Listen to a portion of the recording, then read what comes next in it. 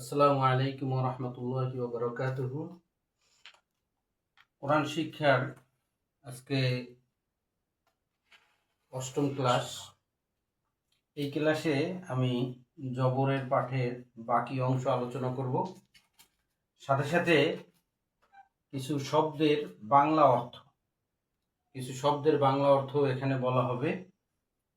আমি আগেই বলেছিলাম যে আমি কোরআন শরীফ তেলাওয়াতের সাথে সাথে কিছু তর্জমাও ইনশাল্লাহ শিখাবো, যাতে আপনারা কিছু বেসিক তর্জমা, প্রাথমিক তর্জমা যেন আপনারা করতে পারেন।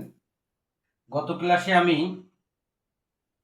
10টার মতো শব্দ বা অক্ষর, জবর দিয়ে অক্ষরের অর্থ বলেছিলাম, যেমন ওয়াও জবর ওয়া অর্থ এবং, এরপর ফা জবর ফা অর্থ তারপর, এইভাবে কাব জবর কা মানে তোমার বা তোমাকে, বা উদাহরণ, মতো, কার অর্থ এরকম বিভিন্নভাবে আসে। মা মানে সাথে, ইয়া মানে আমার, এই ধরনের। যারা গত ক্লাসটা দেখে নেবেন, সেখানে 10টি অক্ষরের আমি অর্থ বলেছি। আজকে কিছু শব্দের 15টা শব্দের অর্থ বলবো। এই মোট 25টা শব্দ যদি আপনারা এই শব্দ যদি পারেন এবং এর অর্থ যদি পারেন, তাহলে কোরআনুল কারিমের 3869টি শব্দের অর্থ পারবেন। কারণ এই শব্দগুলো কোরআন শরীফের মধ্যে 3869 বার এসেছে। তাহলে আমরা শুরু করি। নুন জবর না, সদ জবর স, না স, র জবর র, নাসর, নাসর, নাসর। আমি আগেই বলছি, যারা প্রাথমিক শিখছেন তারা একবার বানান করবেন, 3বার উচ্চারণ করবেন। এই নাসর, নাসরা শব্দের অর্থ হলো সাহায্য করলো, সে সাহায্য করলো, প্রত্যেকটার সাথেই সে আছে। তারপর র জবর র, ঝা জবর ঝা, রঝা, কফ জবর ক, রঝা ক, রঝা ক, রঝা ক, রিজিক দিল, অর্থাৎ সে রিজিক দিল, রিজিক মানে খাদ্য দিল, রজা ক সে রিজিক দিল। আল্লাহ তাআলা রাজ্জাক মানে রিজিক দেনেওয়ালা।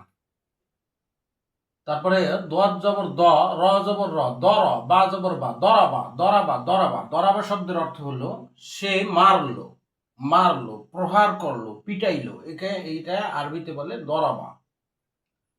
আবার এই দরাবা শব্দের অর্থ উদাহরণ দেওয়াও আসে।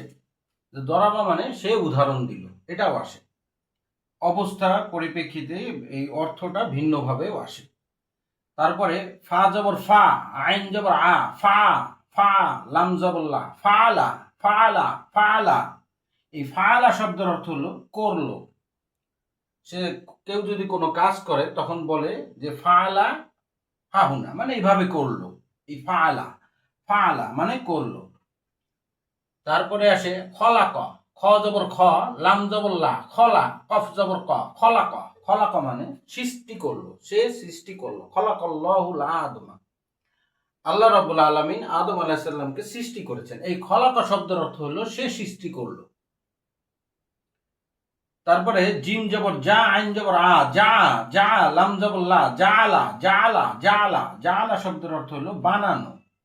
কোনো কোনো কিছু যদি কেউ বানায় তখন সেখানে ব্যবহার করা হয় জালা, জালা, বানালো।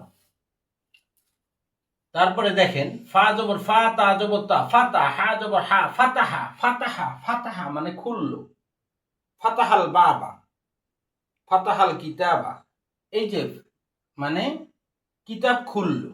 ফাতাহা মানে খুললো, খোলা, ফাতাহা মানে খোলা, খুললো। তারপরে দেখেন দাল জবর দা, খ জবর খ, দাখ, লাম জবর লা, দাখলা, দাখলা, দাখলা। দাখলা শব্দের অর্থ হলো প্রবেশ করলো। দাখলা শব্দের অর্থ হলো প্রবেশ করলো। দাখালাল মসজিদ, অর্থাৎ মসজিদে প্রবেশ করলো, মসজিদে প্রবেশ করলো। দাখালাল বাইত, ঘরে প্রবেশ করলো। এরকম কোনো স্থানে প্রবেশ করার ব্যাপারে দাখালা শব্দটা ব্যবহার হয়। দাখালা মানে সে প্রবেশ করলো, দাখালা সে প্রবেশ করলো।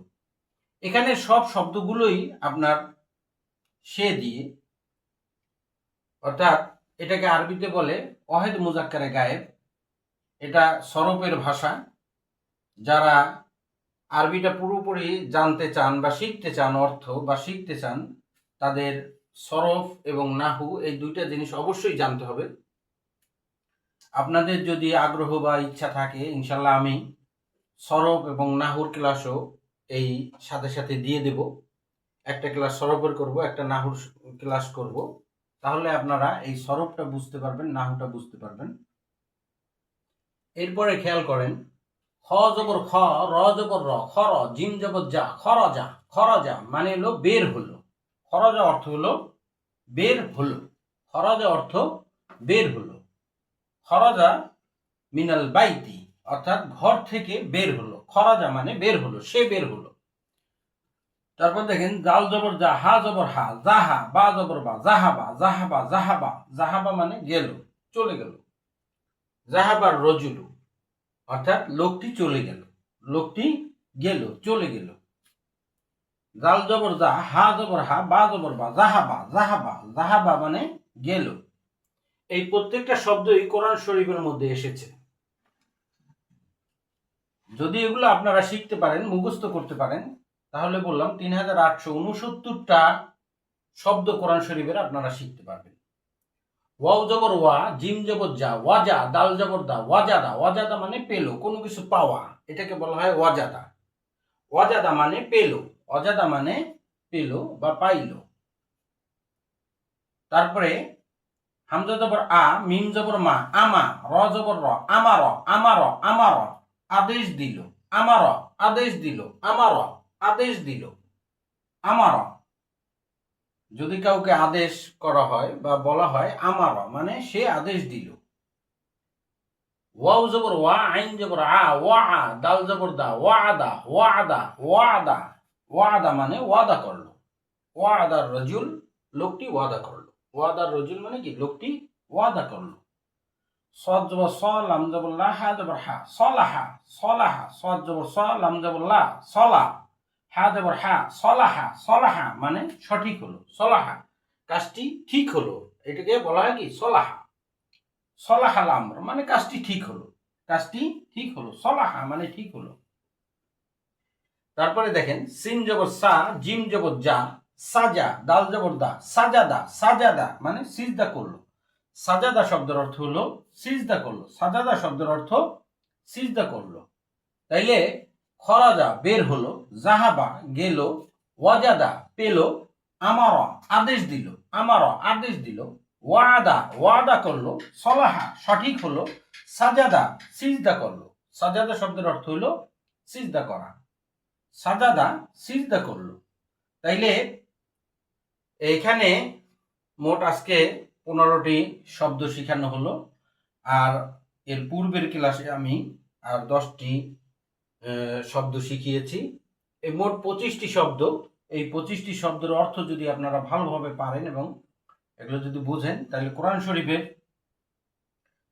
3869টা শব্দ আপনারা পারলেন এবং তার অর্থ আপনারা জানতে পারলেন। যদি এগুলো ভালোভাবে চর্চা করেন, তাহলে আপনারা কোরআন শরীফ পড়ার সাথে সাথে আপনারা অর্থও করতে পারবেন। আল্লাহ রাব্বুল আলামিন সবাইকে তৌফিক দান করুক। আমা তৌফিকি ইল্লা বিল্লাহ।